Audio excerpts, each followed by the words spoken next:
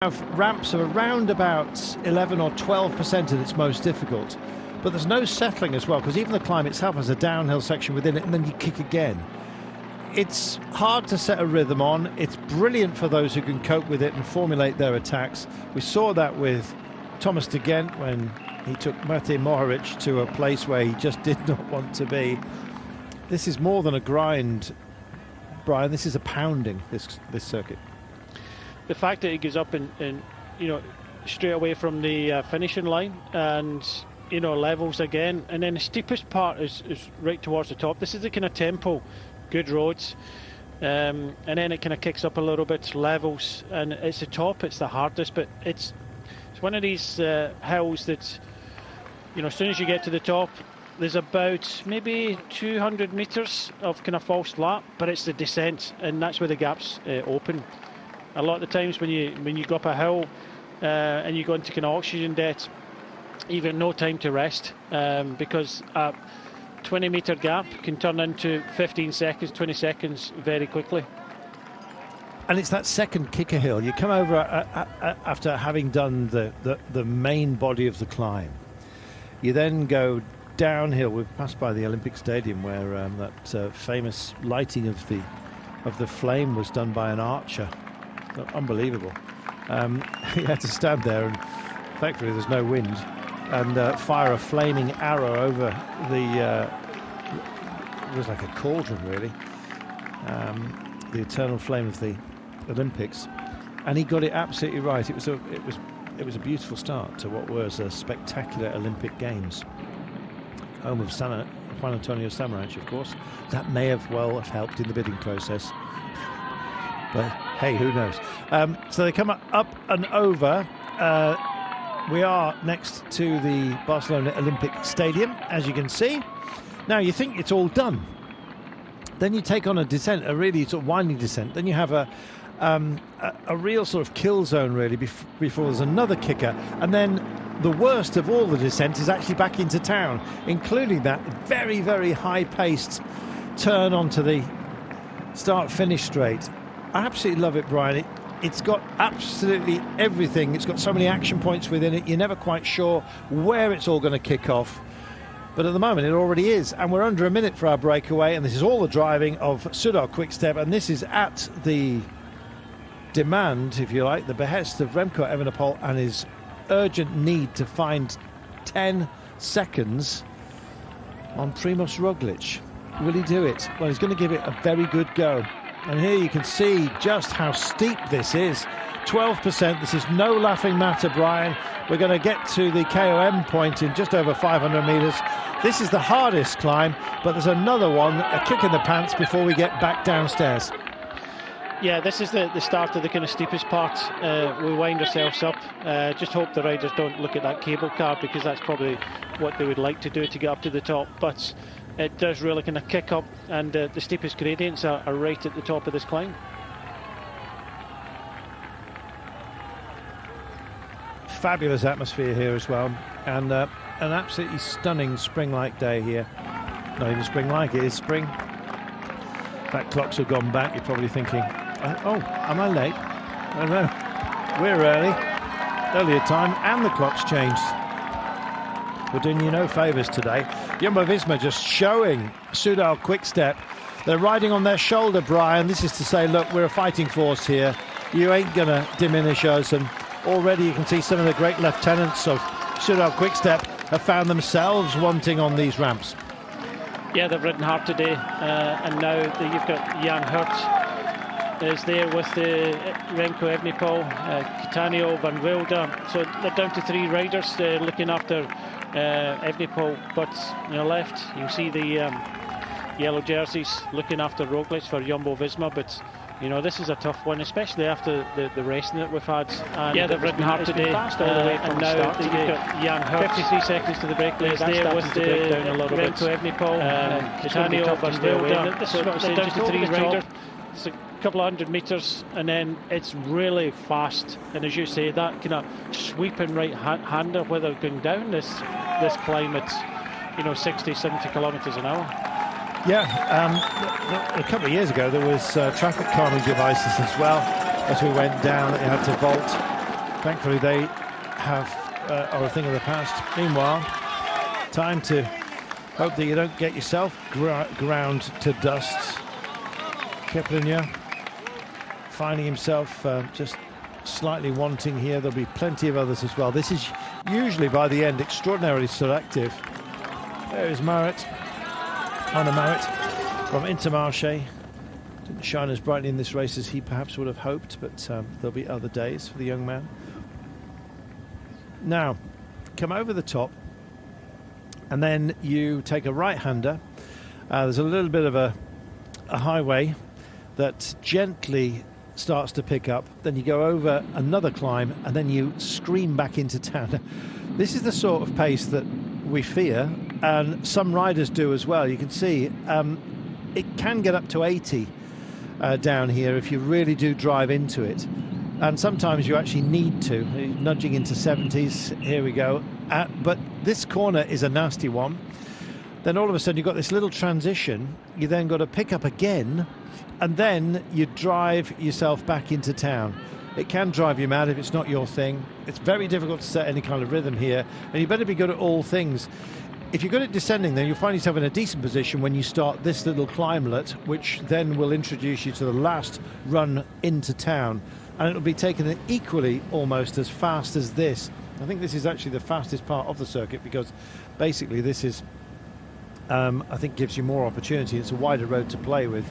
It gets a bit more gnarly on that final run. And there's some real nasty drop-offs as well, you will see in a few moments' time. But 51 seconds is the gap now, which is no gap at all, really. Not with the quality that we've got in the chase.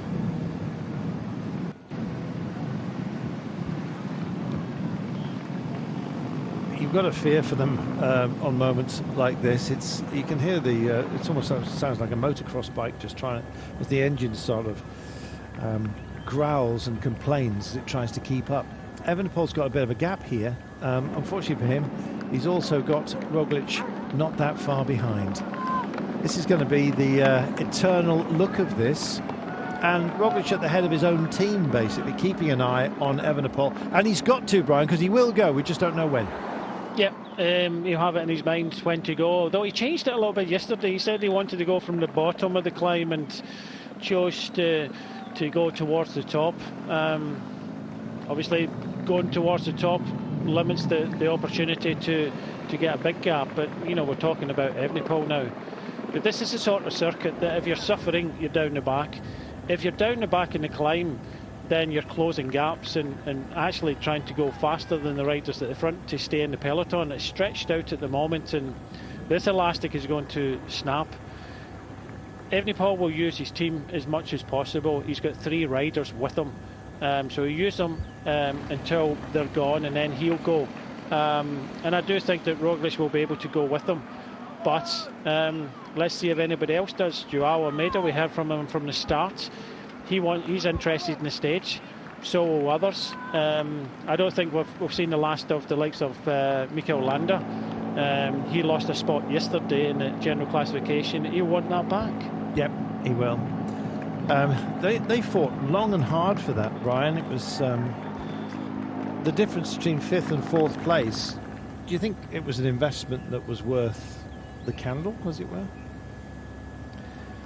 Well, I know how important it is.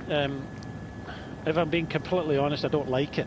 I don't like the fact that, you know, teams will protect a 4th place or a 5th place or a 6th place, sometimes 8th place. You see it often happens. You know, you kind of scratch your head a little bit in Grand Tours, why you protect an 8th place.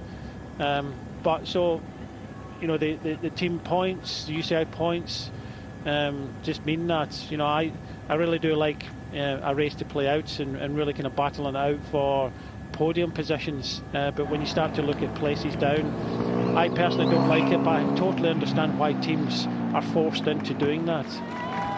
Here we go. Let's scream back into town, shall we? My goodness, that flick-flack around the roundabouts here. You get the idea. Didn't see these guys come in. We were busy enjoying the beautiful sights here, but we will see the peloton come through. Only 38 seconds, my life. If we just hold on here, you'll see them coming around. This is that almost immediately introduced to the climb again, so better put some power back in your legs if you can. breakaway's been through and over the line. We're just waiting for the penalty to come back through. They take a right-hander, and then this left, where the climbing really starts again. So no sooner have you finished the circuit than you really get back into punishment again. Just look at this. Evenepoel has a big old look to see how many remain. Far too many for him. Only 39 kilometres to go. Strap yourselves in. This is like a sprint from this far out, Brian. It's remarkable. Yeah, I think we've already shed quite a lot of riders at the back of this peloton, and this is what will happen if you're not in the top 30 or 40. Then you're not going to be the pointy part of the race come the last 2 laps, because this pace now from Soudal Quick-Step with Jan Hurt on the front. Jan Hurt is an interesting rider for me, because he was one of the riders many years ago that was in the development team of Quick-Step, and because they only took 2 riders into the World Tour team, he was left to fit, his own devices, and it just makes me kind of smile when I see him when he came back into the team. So they developed this rider, let him go to other teams, and now he's back with the Quick-Step boys. It's fantastic, isn't it?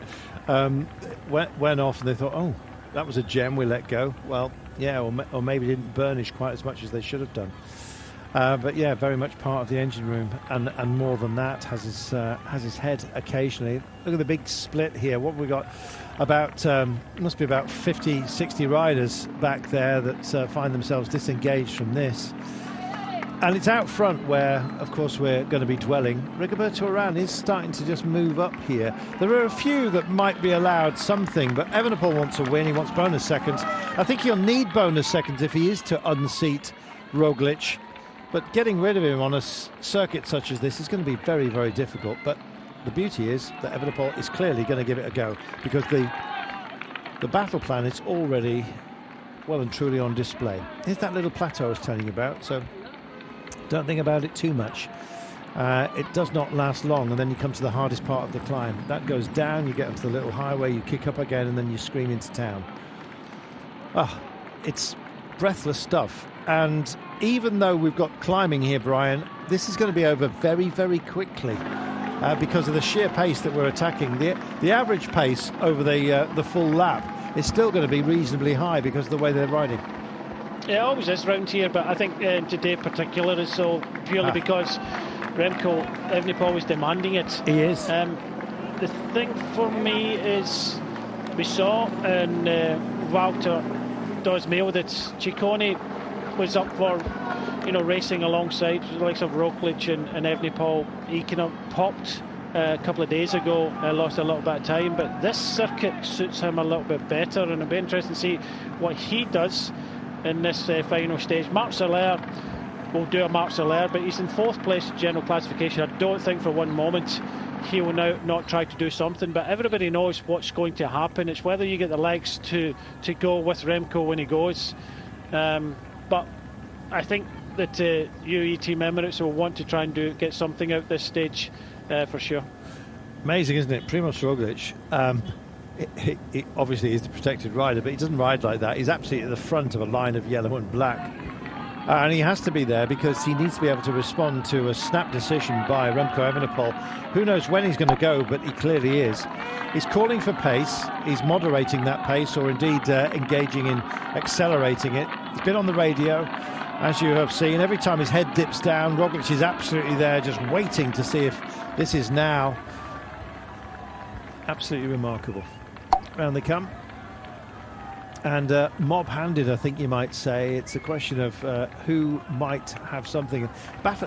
Retrieval for others. And Puccio here, off the back. They've moderated that gap. You feel like they could possibly snuff it out. This is not about trying to pour everything into catching the break. This is about putting the hurt on some very, very strong riders. And we're seeing some great riders, Brian, really struggling already.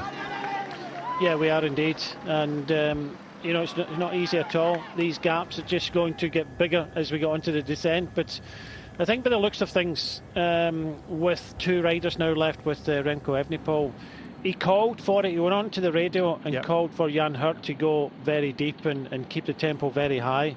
I think it will be the next time round. He will allow Catania to ride this lap. Potentially we'll see Remco going the next time round and let the action begin. Who can go with them? That's the question. That is the question. And don't forget there are mountains points which are almost constantly being offered up here, which is why you're seeing Guillaume Martin making sure he stays with. And in fact, I think he's leading the descent here. This is not a great look for Ethan Hayter fans, of which I count myself as one. He's just about to be reabsorbed, and then we'll be busy yet again with this circuit. It's only 7.9 kilometres long, Brian. It doesn't take long to get round it, but every single lap has its sort of pinch points and its pain zones, if you will. There's a lot crammed into it, is what I'm trying to say. There's so much variation in just 7.9 kilometres, just shy of 8 kilometres. And look at the fracturing that's going on here. This is absolutely amazing. There's Guillaume Martin, and no surprise to see the Ecuadorian champion Carapaz chasing down this man, David de la Cruz, who went over the top and decided that he was going to invest. Where is Guillaume Martin and his mountains points? Well, these guys will be assembling their own in a few moments' time. De la Cruz, tongue out momentarily, gets his head down, and same deal you could say for Soudal Quickstep. Jumbo-Visma staying with it. Who else is in the frame here? Bora Hansgrohe looking reasonably handsomely placed. A lot of single riders from within their own teams that, quite frankly, have got very little support now. And in the end, you've just got to help yourself, and that's precisely what Remco Evenepoel will be doing at the end of today. Whether he can shake Roglic, I don't think he can, Brian. I don't think he can. I don't think so. From what I've seen so far, I don't think so. But he's going to have a good go, and we're going to be entertained. Catania is going really deep here. He is, you know, setting a really, really strong tempo. I'm pleased that David de la Cruz is starting to show well. Over the last kind of few weeks, the races, he hasn't really showed the form. I don't know if he's had a bit of illness or anything, but he's starting to show that he's starting to come to form. He's a Catalan rider, and you know, he'll be loving racing around here in front of his home crowds, but it's always going to be very difficult to stay away now. Carapaz has tried twice in this race and it hasn't been successful. And Carapaz, when he gets in a breakaway in a kind of hillier stage like this, he almost, you know, wins on a regular basis. But it's just Soudal Quickstep don't want anybody else to win apart from Remco Evenepoel, and they're putting everything into that today. David de la Cruz is leading them in. He's going to be taking this high-paced descent back to the circuit. Looks like on his own. Well, yes, as Brian was saying, we found himself that Paris-Nice form that he displayed in days of yore. He's been spending most of his time racing here in Spain. Got 12th in the GC in this year's Paris-Nice, so he found himself, I think you might say. Stage winner there in the past a couple of times. Is Caden Groves. It's been a good race for him, actually. 2 stage wins, and all power to him on difficult days. And it's a difficult race to master this, which is why, generally speaking, you don't get the top draw sprinters coming here. But those who are strong sprinters, which he, of course, is one of the ultimate examples of, do well. And he has. Here we go. That little barrier on the right, you almost want to knock it with your shoulder. And I remember Valverde coming through here, and we were afraid that had the barriers been painted, he would have stripped it off. He was getting that close to them. So through town, de la Cruz, this is brave, I must say. Whether it's going to be effective is anybody's guess. There is the right turn and then a left onto the climb. Meanwhile, our breakaway is here. It's only going to be a handful of seconds before you see underneath that hoarding. It's a shame that the bridge here, the camera angle, each year does deny us this view. Not that view, beg your pardon. You'll see one in a moment. It'll be Soudal Quickstep that crosses the line as we count them down. Another lap, Brian. I don't think we're going to have to wait for the bell for this man to go. No, I think that'll be too late anyway. I think when we come onto the circuit, I said it'll be probably 3 out. He'll go to pushes this time up, and it does look as if that it's setting itself up for that to happen, because it's still a strong tempo being set by Soudal Quickstep. A lot of riders kind of hanging on the back for dear life, but when Remco goes, who can go with them? I think we know that Roglic will. It's anybody else, because the thing is, Remco's sitting in third place there. Roglic is sitting on his wheel, but if you know what's going to happen, you don't want to give 5, 6, 7, 8 bike lengths away. You really have to be on these riders if you want to go with them. But because of the teammates of Jumbo-Visma, it's putting everybody a little bit further back. So if I was kind of UAE, I would probably bring up Almeida and the likes of Soler a little bit further towards the front, because I really do think that it's going to be happening soon. I think Remco's going to go, and you can't really give him those bike lengths when he does go. Well, bottles, extra weight just being dispensed with for the time being. That's Simon Carr doing that. This is De La Cruz. Carapaz is now back with that chase group, but the peloton is only at 20 seconds in arrears, and we're starting to see some gaps opening up behind the actual push for the top 10 in the chase, as you can see, and they round the corner here. Adam Yates is in a very strong position, actually. He's got himself in a nice spot just for the time being. That's the breakaway that's just about to be tagged. Bottom of your screen is Soudal Quickstep, and there's a game of catch-up being played by absolutely everybody back here. De La Cruz with a margin of only 17 seconds on Roglic and Evenepoel. And now it's all going to get mixed up here as Guillaume Martin just forlornly tries to push on for some more mountains points. Stand clear of the yellow line at the side of the road. There's a train coming through, and it's the yellow train as well, just sitting on the train bleu, you might say, of Soudal Quickstep at the front. Now, big mosh up here. A little bit of a push on. Keep with it, stay with it. Don't go just yet. But Evenepoel's going to. Roglic knows this. All of Roglic's teammates just lined up behind him. I don't know whether they'll have the strength to actually go with. Let's wait and see. Just tucked in behind as well. Landa there and Soler. Soler has also got Adam Yates. I think Adam Yates might well be looking for a stage win today. There's Rigoberto Urán with his dark specs. Just hugging the centre line. 19 seconds for this man. He's just going to round this little headland past the Olympic Stadium, and then he will be starting to think about the run in. There's the old diving pool. Sadly got very degraded only about 5 or 6 years ago. It was full of rubbish, I seem to remember.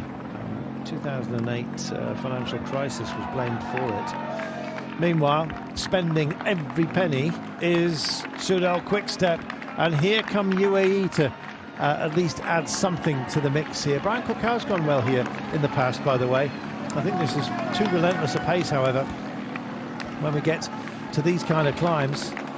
So who's got with it? Who has got what it takes to stay with the very best? And we've got the very best for this kind of circuit here. 15 seconds now only, and I'm afraid De La Cruz has had his day out. And it's day done, Brian. It is, but it's been a brave effort. He's tried to get in the breakaway a couple of days, and his home stage, Sabadell, where he was born, and yet again today. And he'll be loving this, but unfortunately he's got a chasing peloton behind that is given no quarter whatsoever. No, it has not. There is Evenepoel. Is he going to go over the top?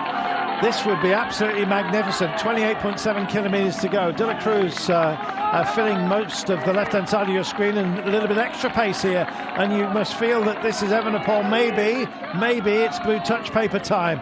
Just screened from a view by David De La Cruz at the moment.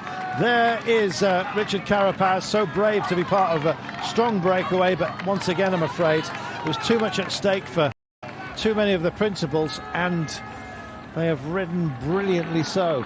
Soler as well is in a happy place. Might he start thinking about a podium? And here we go! Had to be! Pick up and see ya! Except he's got company. And it's the same amigos, is it not? Soler on the back wheel of Roglic, on the back wheel of Evenepoel. And in fact, Soler looks like he's been gapped here. There's a few other hopefuls as well. That's Rigoberto Urán, who's wrestling his own bike, trying to get it as part of the party. But it's only 2 guests for the time being at the top table. And here we go as they come up and over the top. Evenepoel looks over his shoulder as if to say, I knew you'd be here. I just knew you'd be here. Guillaume Martin, brave, looking for mountains points today. Don't think he's got enough to indeed secure that jersey. There's too many laps still at hand. And indeed, Primož Roglic will be thinking about, well, possibly other things at the moment. Other than the mountains jersey, you never know what might come his way. They've got a gap, and it's probably about 10-15 bike lengths right now to Marc Soler, who looks very much out of breath. These two do not. They've sailed by the security bikes and the camera bikes, and they're going to engage in this descent. It could be an absolute runaway 2-up sprint this from this kind of distance. Don't be surprised, Brian. It's deja vu, isn't it? It's what stage is this? Stage 7.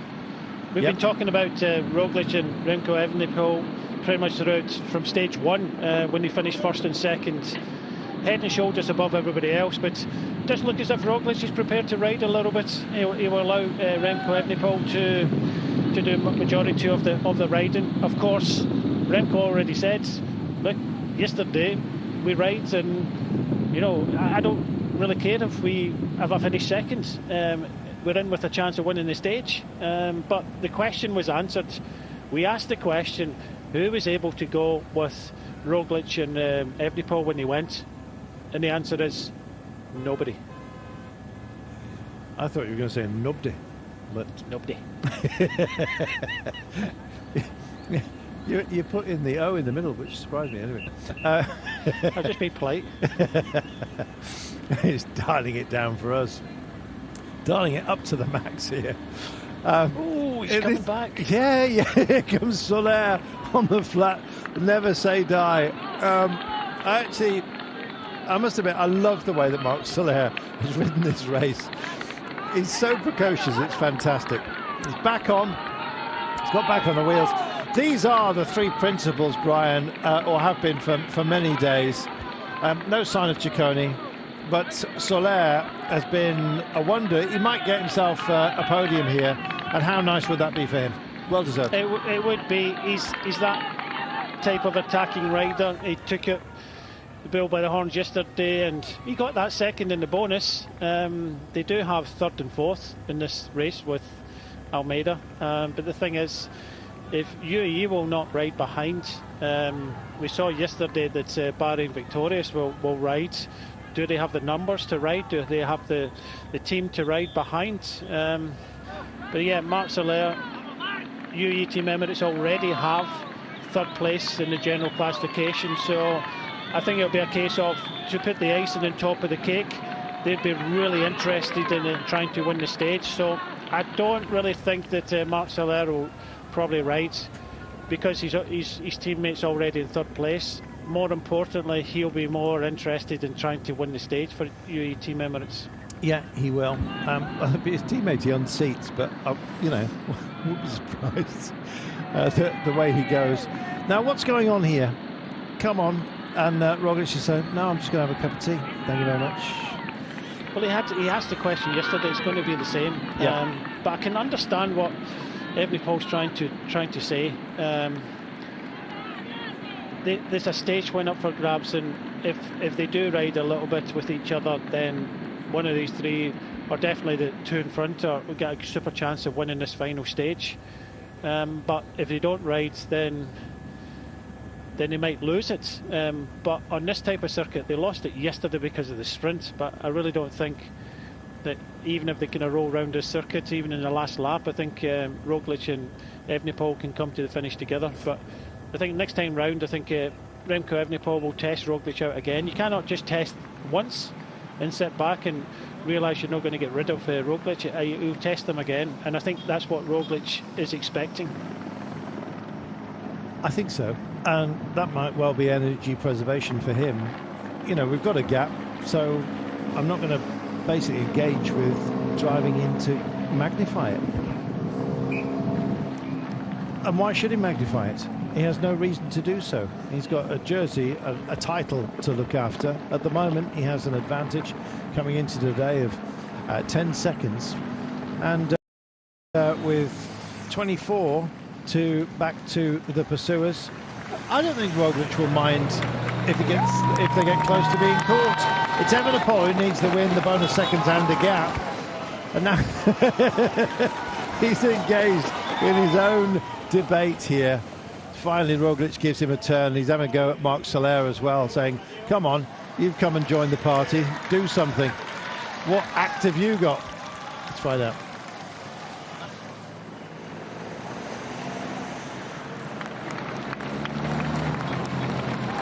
Now, from this group, is there anybody who would have the wherewithal to push on? I don't think anyone's got the heart or possibly the legs to do this, Brian.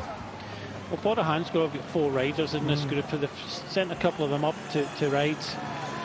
This gap is not going to come down if they ride in front, but it looks as if they're trying to ride a little bit. But in the back of the mind of Soler and Roglic is Remco Evenepoel is going to attack us again this time up.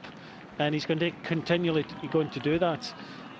So they're looking to just kind of roll through, try and stop Evenepoel from shouting at them. But I can see both sides of this. Frustrating for Evenepoel, but he's in this situation. He needs to try and find 10 seconds, and I don't think he's going to do this.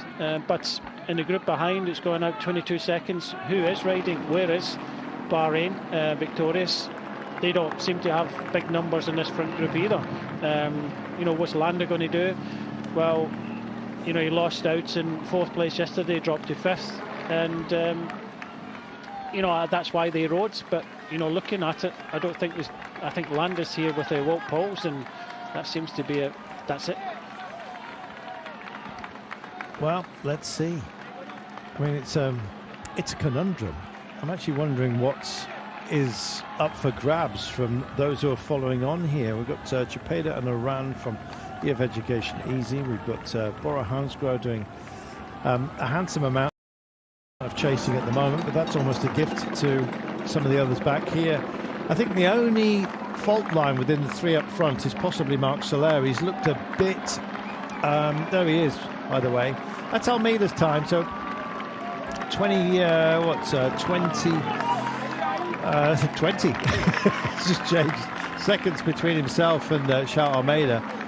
I mean, is he offering up anything to anybody else, or is he just going to help himself? And if it happens to be that he moves on to the podium,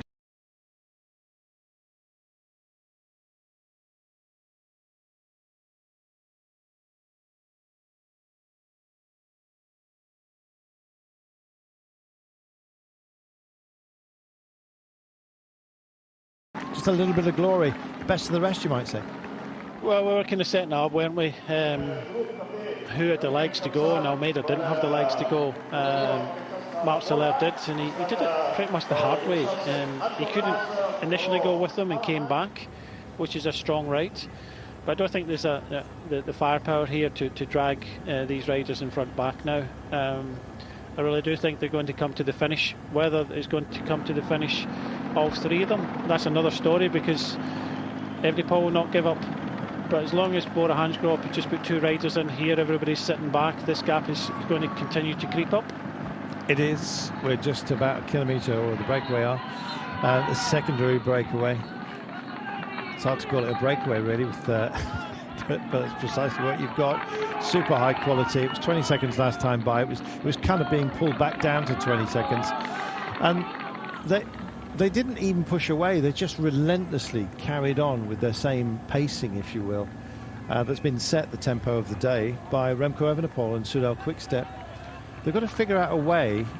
Remco Evenepoel's got to figure out a way of not being a beacon which others will indeed just try and snuff out occasionally. It's a hard place to be. Sean Kelly said he used to have so much sympathy for the likes of Peter Sagan because he was such a danger that he was always marked out and nobody would be prepared to work with him. And you're kind of feeling that that's what Remco Evenepoel has also morphed into. Somebody that is lent on almost relentlessly, gets a lot of second places because of that. He's second in this race, There's no hiding place for a world champion. You scare the living daylights out of everyone around you, and this feels like a world championship style course as well, Brian. It does, but even looking at that picture there, that's Borod now gone. We're seeing a reaction now from Jai Hindley, I think it is, trying to do something here. Utebricks also involved, a little bit too late. And like I was saying before, that if you don't have the legs to go with Remco when he goes, what else are you going to give up? And now that they've used two teammates, everybody else is going to be pretty much on their own, and this group is even breaking up, trying to kind of chase the leaders down. But yeah, Remco, the thing I like about Remco Evenepoel is he's prepared to race. He's prepared to go out there and race. Whether he wins or not, he's prepared to race, not just be satisfied with second place. A lot of people would. You know, we saw it yesterday that Barry and Victorious were riding to try and save a kind of fourth place in the general classification. Well, the world champion is just going out there to race, and he doesn't care. He's not cajoling the others as much as he did yesterday, because he understands what the script is today. So he'll roll round here at his tempo, which is harder than probably many want to ride anyway, and hope that he's got a chance of winning the stage, which he does for this at the moment. As long as he stays in front, he's got a chance of winning the stage, even though he's doing the majority of the riding. Well, the chasers, they keep nudging down, don't they? 22 seconds. It was over 30 at the top, but once we crest and they start to drive into it again, they're very, very accomplished descenders as well, the three who are indeed up front. And so they just disappear over the shade trees here. And here we go. Strap yourselves in for the roller coaster once again. Hands in the air like you just don't care. Here we go, 17 seconds, 18. And this gap will pull out yet again. Soler may well be the one that just gets slightly disengaged from this trio.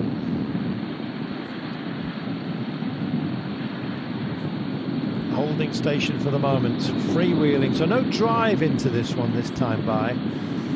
And as we say it, pace just picking up, and Roglic and Evenepoel now sharing a little bit of duty. This is almost a tease.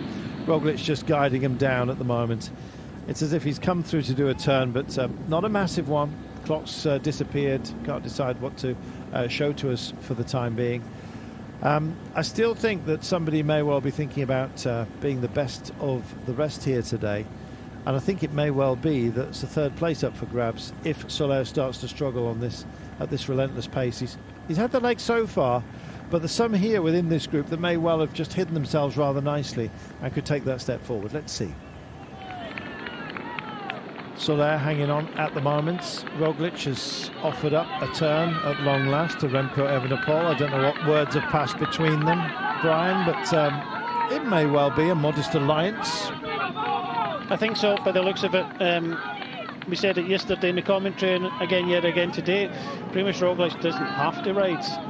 He is riding and doing the sporting thing, but in real terms, he doesn't have to ride. He took the turn in the descent, which is the easiest turn to make. But he's continued on in this kind of false flat part of the course. But you know, I think the team have probably said to him, and maybe listen to what Remco Evenepoel was saying yesterday.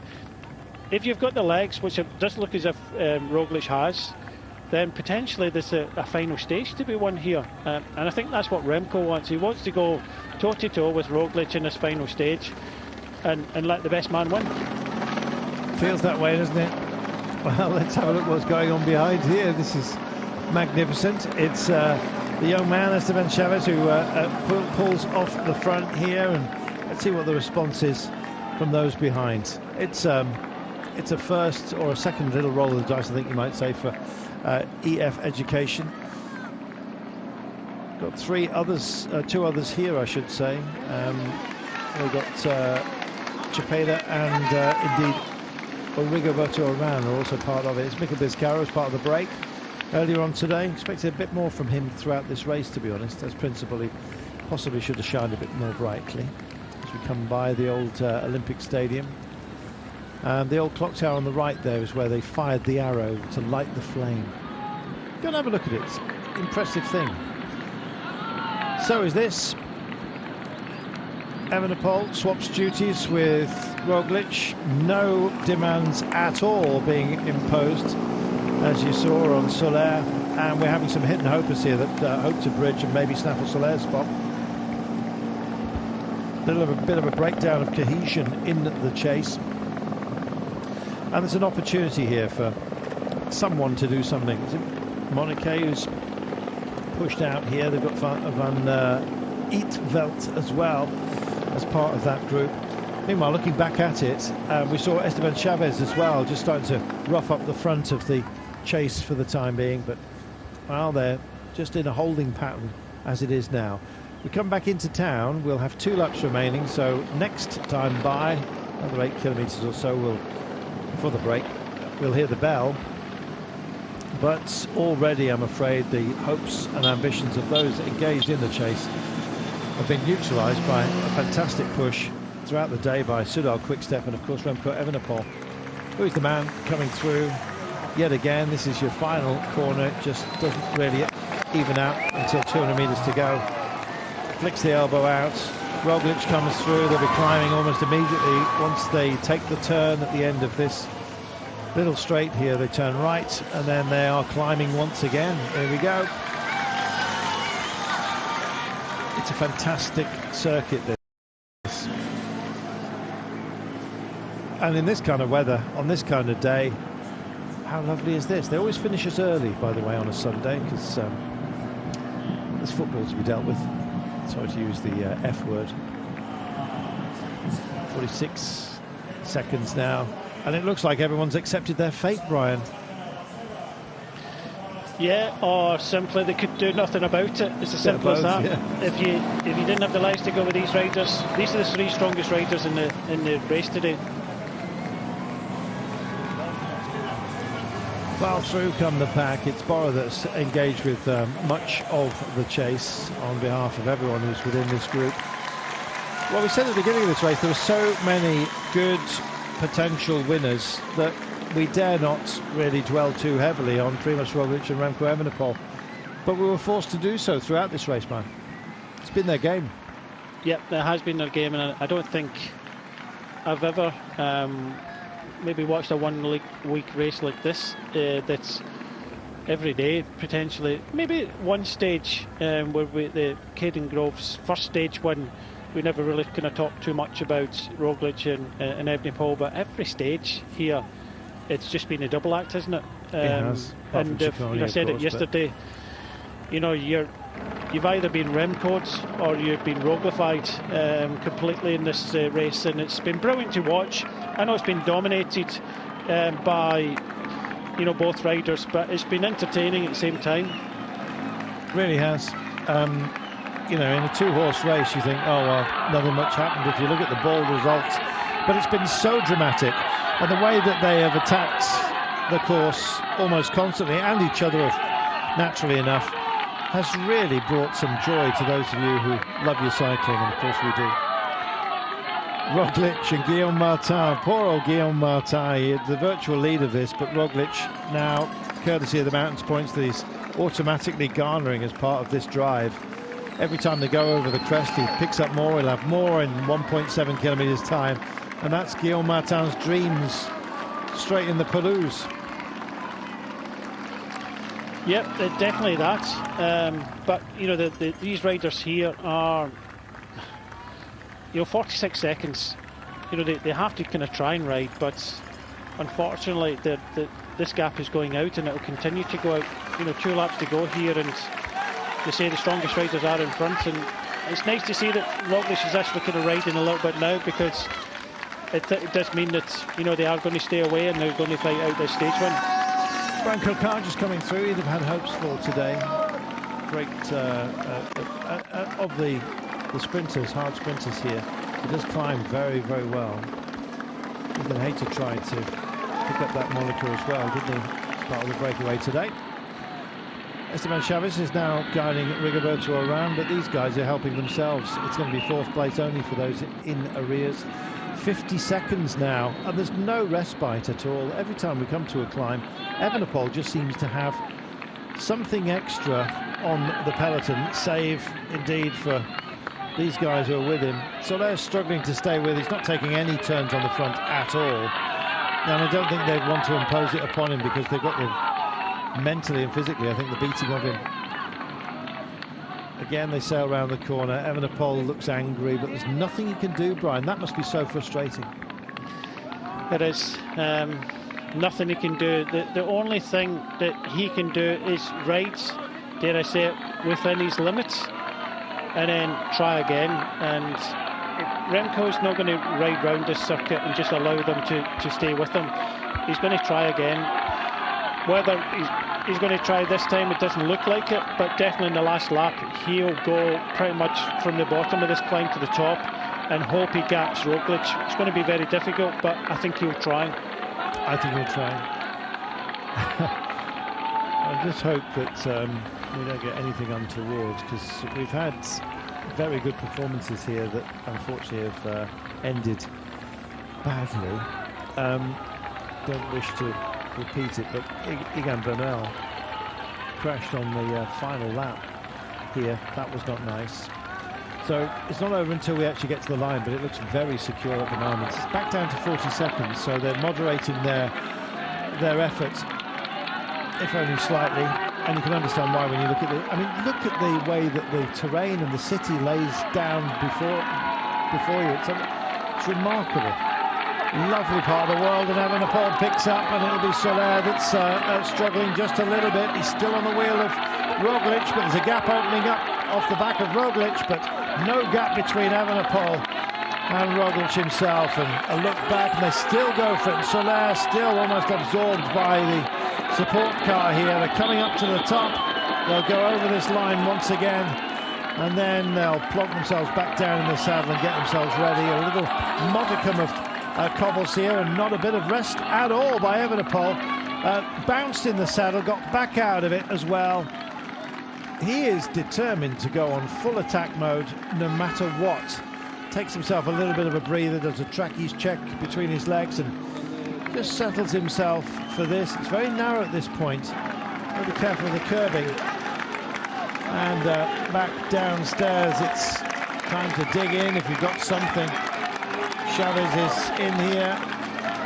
There is Almeida as well. Lenny Martinez there just at the front for Groupama. Chavez there, Michael Woods, but they're all playing catch up at the moment. Afraid so. 3/4 of a minute, Brian. It's a long, long gap that. Yeah, they're not going to get up. I think next time round, 100%. He needs to kind of shake it up a little bit earlier. Remco Evenepoel has got any chance of getting rid of Roglic.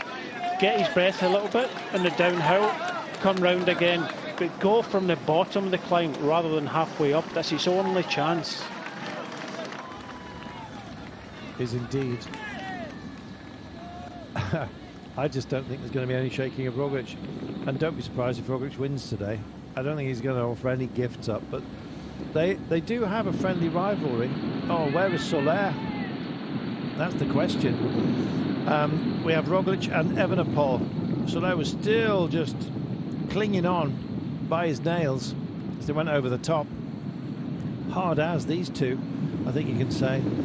And back down into the bounce, as we call it, before they get on that false flat. And suddenly word has got out that there may be a third place up for grabs here, and they started to streak off the nose of the chase. And why not? If they start looking at each other, Roglic and Evenepoel, I can't imagine it, but if they did, then it could open up an opportunity. And there are plenty of here who would like to pick up the scraps, Brian. And it is scraps, isn't it? But what can you do when you've got, two riders that are pretty much on form?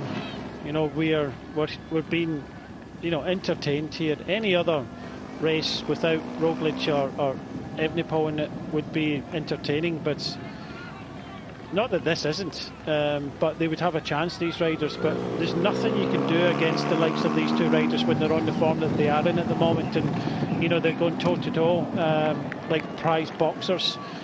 We haven't seen the last of Evenepoel, and I'm pretty sure that Roglic knows that this next time round Remco's going to go again. He just has to go from the bottom of the climb and not towards the top. A two-man race. kind of feels like that if you look at the results, but they have burnt their team down, each of them, to do something special here. This is Adam Yates at the nose of the... If the camera will just settle momentarily for me. Gosh, steady cam, it's a great thing. Just switching on. As you can see, knee gauze on both Adam's knees here. What a rough old time of things. So many others have as well. That looks like a group that knows its fate, and the time suggests that is the truth. 9.6 kilometers. We're only at about 800 meters, 700 now from the finish line, and that's where they'll hear the bell, and they've got one more lap to turn that into reality. Love this final drive for home, I must say. We come down what feels like a sort of a soft descent, but on full chat, full attack. It really is something to behold. We're not going to get a mass sprint finish, that's for sure. Not today. You think? I think, yeah. I'm waiting to find out where Marc Soler is. Well, that's the thing. We just saw there that UAE Team Emirates had a rider just on the front of that kind of chasing group. So I don't think he's caught quite yet. I don't think he's going to get up to Evenepoel and Roglic now. It was a great effort that he got back to them the first time. Here we go. This is your run into town. Little flick-flack right in a few moments' time. There's the 300-meter mark. That's almost your breaking point if you were sensible, but if you're these guys, there's none of that in your mind. Spout out to the left-hand side of the road right as you look at it, and the bell is there. Take a tinkle. No time for a comfort break. You've got to get on with this, and it will be a series of little climblets that they have to deal with. And there is Marc Soler. They will get a proper margin from him back to the rest of the chase. All credit to Marc Soler. He's really been prepared to try and take it to the other two on a couple of occasions, Brian. That's nice to see. It is. It's whether he's going to have enough time to go onto the podium. That's what he will wish. But still at the front of the main group here, UAE Team Emirates are starting to ride. Riding the rider from Lotto Destiny back, but almost a minute now. But let's see what Evenepoel does here, because he has to go a bit longer rather than towards the top of this climb. But everybody else is just looking at what they can get out this stage today. Exactly. Beautiful sunshine. Final lap announced, and the big old climbs that start to rain down onto our consciousness. Ah, what a day. What a race this has been. Evenepoel and Roglic have just been so animated throughout this entire race. It's not that they've been looking at each other necessarily either. They've just taken every single day, looked at the possibilities, but they're just so evenly matched, Brian. They've been forced together in a two-up battle that's enthralled. Well, looking at it the first stage, I thought Evenepoel was out of position and he had a strong sprint. Then La Molina, I noticed that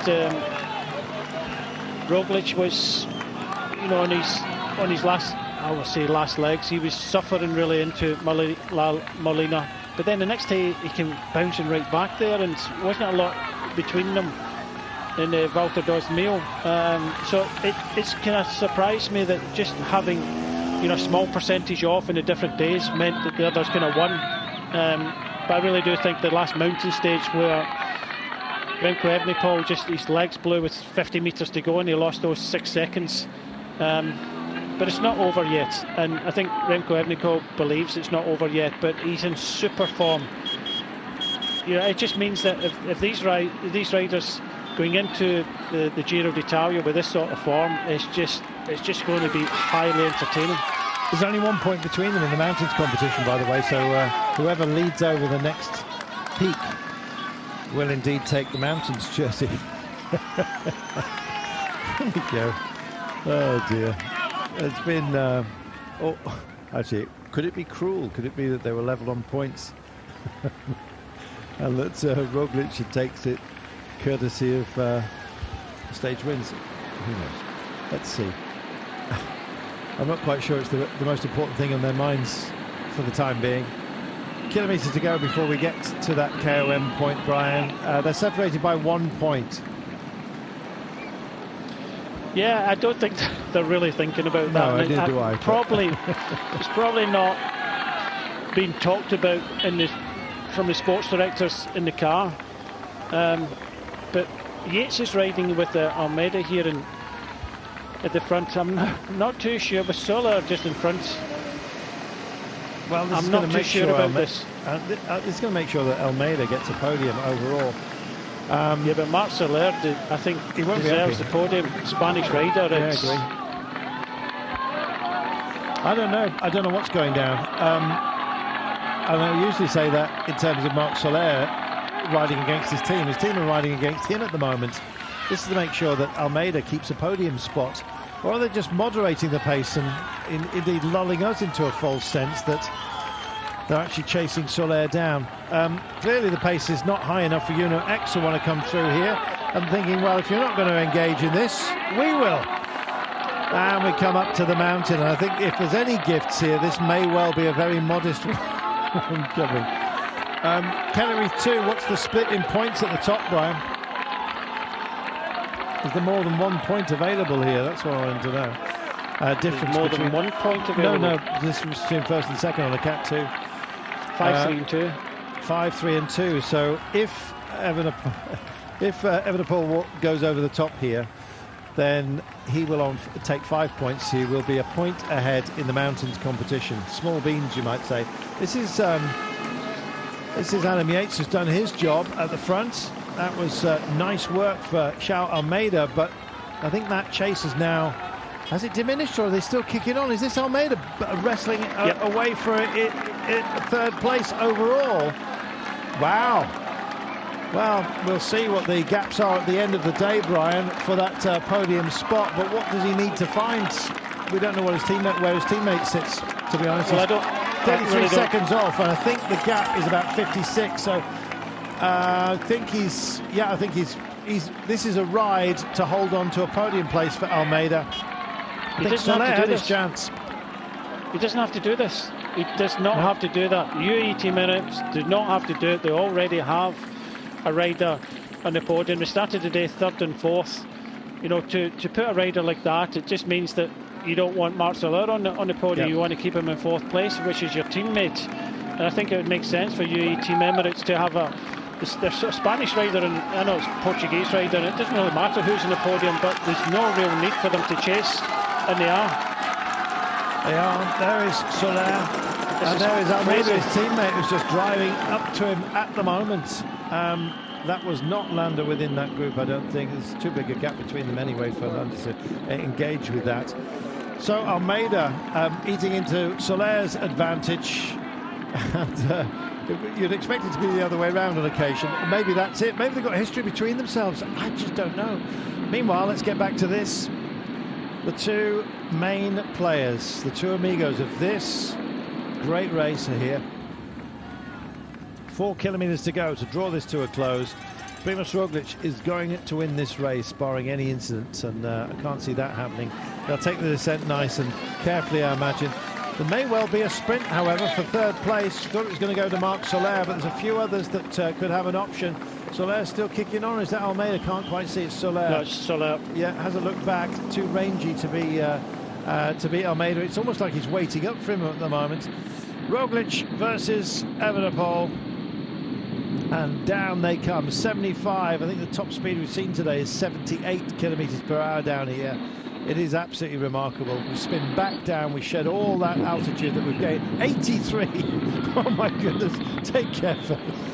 Oh, you know, this is Roglic just in crushing mode at the moment. They both want this stage win as well, I imagine. There can't be any gifts between the pair of them, surely. No, I was just about to allude to that. I really do think that Roglic has got the overall in the bag. I know there's a stage one up for grabs. I think being in this position yesterday and today, I know there's no gifts in this race, but it would make sense that Evenepoel winning this stage today. Roglic has the overall, so I do think that, you know, that kind of argy-bargy over the last kind of couple of days, not riding, would, I think, I'm not saying the bridges have been burned, but it would be the maybe the sporting thing. This is a World Tour race, though, and it's hard to kind of give away a kind of stage. But I really do think Remco Evenepoel deserves this, and I think he'll be winning this stage. Well, getting lapped on a day like today is there's no shame in that. But I can't imagine the rider riding on to do a lap when the road will have been closed. That'll be getting gated, essentially. Seen that before. Marc Soler is absolutely chugging here, as you can see, backwards and forwards on his seat. He's got time trialist's seat grip on there. Wet and dry, I've seen used in the past to ill effect. 2 kilometres to go then. What remains is whether there is going to be a sprint, and there might be for third place. Here come a whole raft of riders who've got some ambitions, and poor old Marc Soler is going to get tagged for third on the day, and he'll be blaming Almeida for that, I can tell you. Here we go then, 50 seconds they've got.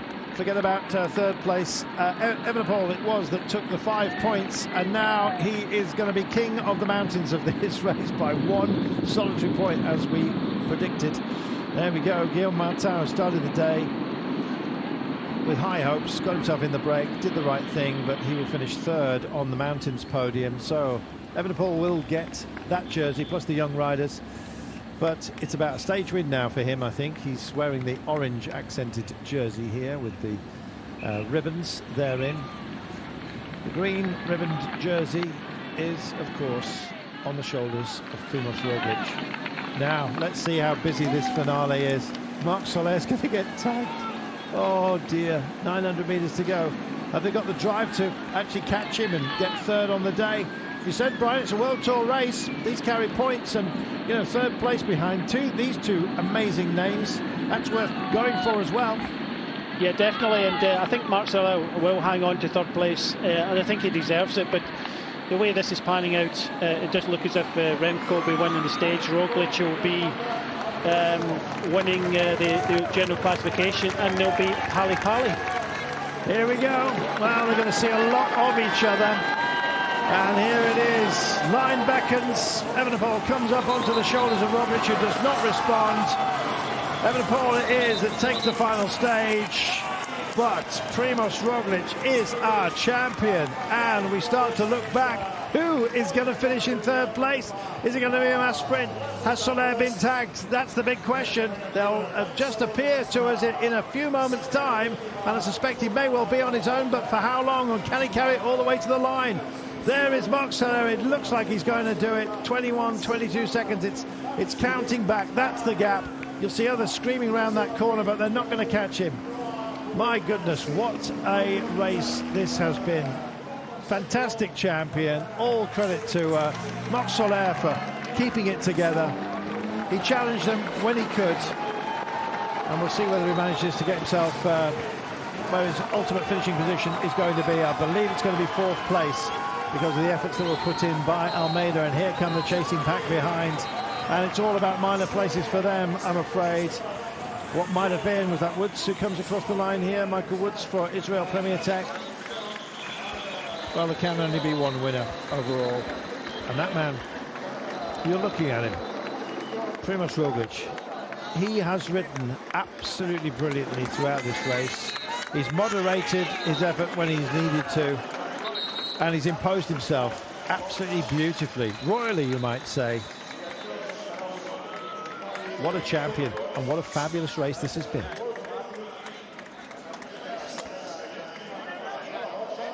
Two from two now, isn't it, this year? Mr. 100%. And there it was, an accord between them. They don't want any bad blood. They're going to see a lot of each other. And you kind of feel that Roglic did the grown-up thing here, handing this stage win. It was the right thing, and I don't think anybody likes that the day of gifts are gone, but I think it was the right thing to do. He had the race. Okay, there's another stage win up for grabs, but I think that just, you know, the relationships, there was already respect between both of them anyway, but I just think it was the right thing to do. Agreed. No response from Primož as Remco went round the outside. Had enough time to celebrate, knowing he was not going to be attacked. I'd love to see if there was a handshake between them. I think they rode apart at this point as Roglic went to meet his team. Evenepoel with the celebration. 2 stage wins for him. It's been a wonderful, wonderful race. This is how the stage finished. Evenepoel with just shy of the 3-hour marker here. Been short but very sharp today. Roglic Soler, strong it was. Apologies, Corbin Strong. Brilliantly so for Israel Premier Tech. And there the rest of today's stage results. We'll have the general classification confirmation for you in a moment, but Roglic is our champion.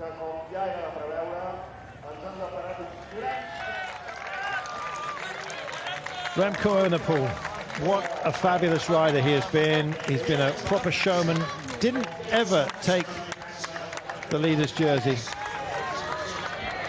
Maybe if he'd just dialed down his celebration he would have done, but that's the showman he is.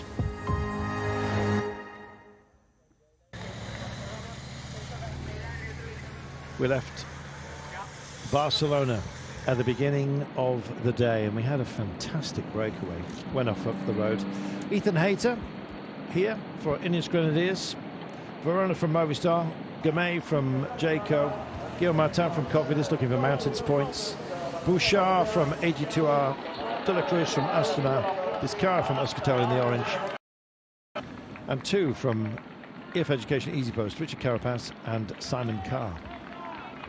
Well, Ethan Hayter was the first to leave the group, and in fact they pushed on dutifully, but the gap was always held at a modest one. And when Richard Carapaz went out in pursuit of David de la Cruz, it kind of looked forlorn. There was only 20 seconds back to a charging peloton, led of course by Soudal Quickstep. Well, he'd been very animated on the radio, calling for help, and then ultimately Evenepoel decided to help himself. Unfortunately for him, and joyfully for us throughout this race, the man on his wheel was, of course, Remco Evenepoel. Was, of course, Roglic, I beg your pardon. Roglic and Evenepoel have been brilliant throughout this race. We look back, and we've done this on so many occasions, when we've looked past the pair of them, the man we're most likely to see is Marc Soler, and he bravely hung on here, Brian. He did.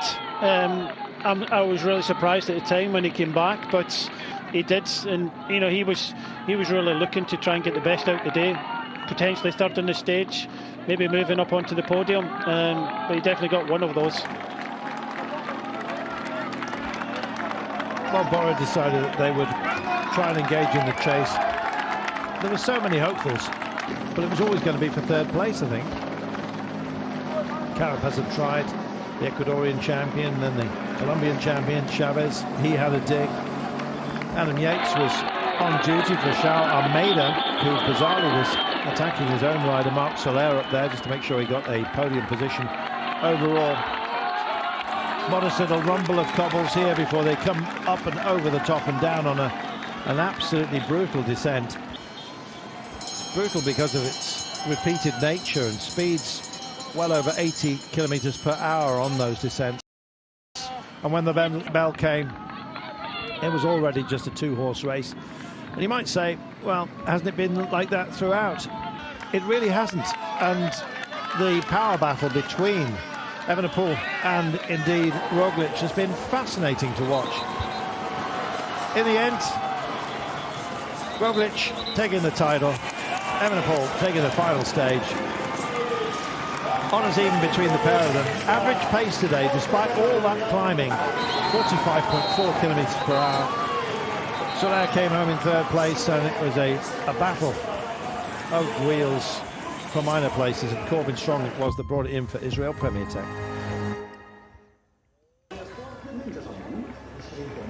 Well, this is a beautiful city, and we've had a beautiful race. Primož Roglic wins it by a margin of 6 seconds over Remco Evenepoel. Almeida in third, ahead of Marc Soler, Landa, Woods, Ciccone, Jai Hindley, Utebrix, and Rigoberto Urán nudges into the top 10. Good news for him.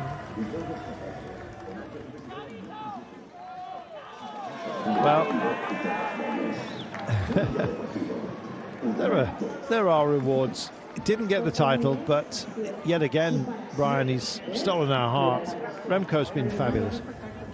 He has, and it's been, you know, really good to see the battle between these two riders in equal measures. 2 jerseys apiece, Brian. Yeah, in equal measures. King of the Mountains, best young rider, but not a lot separating them. And you know, you have to say that both of them riding the Giro d'Italia. How do you feel after this second stage victory in La Volta? Yeah, super happy. It was a tough one. As I mentioned this morning, was going to be really hard to drop Primož on a course like this. I think we proved that we were the strongest again. My team took a lot of responsibility on since the start, and also on the laps. So I think we just deserved this one, and it was a nice battle with Primož, and I'm happy that I could beat him in a sprint.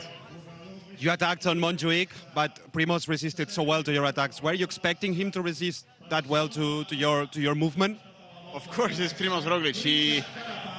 He's one of the strongest riders in the world. He's in a really good shape. He's maybe, when he's in top shape, maybe the best rider in the world. So I knew if there was one guy that was going to follow me, it was him. So and like I said already, it's easier to defend the jersey than to attack for a jersey. So big credit to him. Also big week from him here. And for myself, super happy to take this beautiful stage here in Barcelona.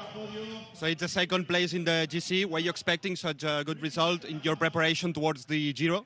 Yes, I knew I was good, so I was hoping to come here for the podium and to win some stages. And in the end, becoming second and in the GC with only 6 seconds is like the same time. No, is almost the same. But of course, if you see how strong Primož was,